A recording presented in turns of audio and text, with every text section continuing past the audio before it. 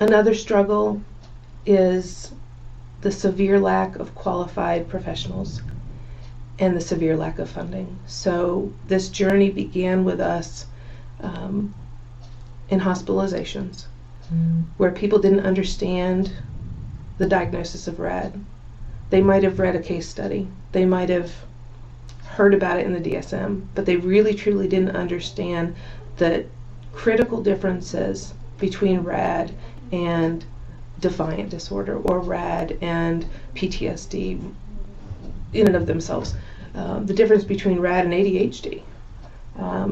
I realized that there are so many opportunities along the care path, if you will, where kids are mislabeled, misdiagnosed, highly misunderstood, and that inappropriate treatment can cause further damage.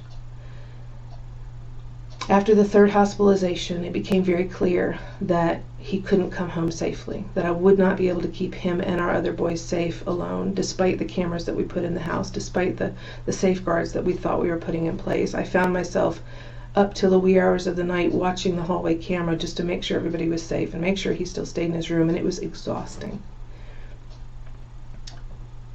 And then being handed off to residents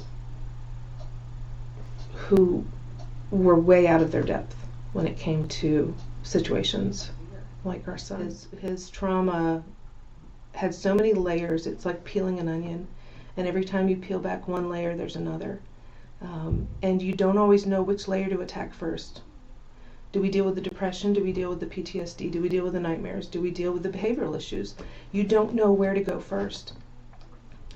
And as a parent, you're desperate for a professional to look at you and say, I get it. And as a side note, I have to say that when I called the IACD, when I called the Institute for Attachment and spoke with Forrest for the first time, for probably no more than 20 minutes, I got off the phone and I could physically feel my shoulders relax, my heartbeat slow down. I felt heard and understood for the first time in years. He didn't ask stupid questions. He didn't question my parenting. He didn't question my commitment to my son.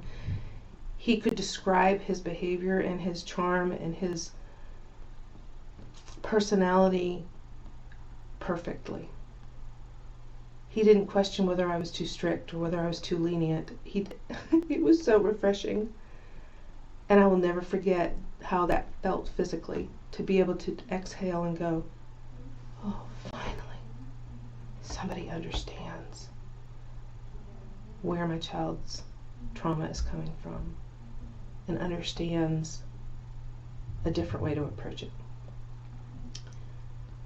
So that led me to figuring out the big $1 million question, which was, how in the world was a widow with 5 children on Medicaid going to ever afford to give my child the best treatment options? And I mean, that was a God-sized ask. There was no question that I did not have the resources at my disposal to give him what he needed. And yet I just felt compelled to make the phone call. I knew I couldn't afford it. I made the phone call, I sent the email, I talked to Forrest. He said, let's deal with that later. Let's focus on making sure that he's a good fit for our program. Let's make sure we can help him. And so he sent me the application, which is impressive. It's comprehensive. And I remember thinking, oh my goodness, this is like adoption paperwork. It's a lot. I spent 10 hours working on that application, and as I was filling it out, I had so much peace, and I thought, as a professional, I'm so grateful that this is not a 2-page form that's going to check a box and take a paycheck and maybe or maybe not help my son. There was no way for him to tell me, yes, I think we can help your child, without having the depth of background and information that was required in that application. And I was so grateful that he required that much to see how committed we were to the process, because it's important to have. This is not a kid-only process. This takes everybody on board and in for the long haul. But primarily I was just very grateful that this was not a place where he was going to say, oh sure, we've got an open bed, we'll take your money. And so several days later, after he had a chance to thoroughly review my son's file, he called me and said, I really believe we can help him. He was adopted late. He's receiving help very late, typically speaking.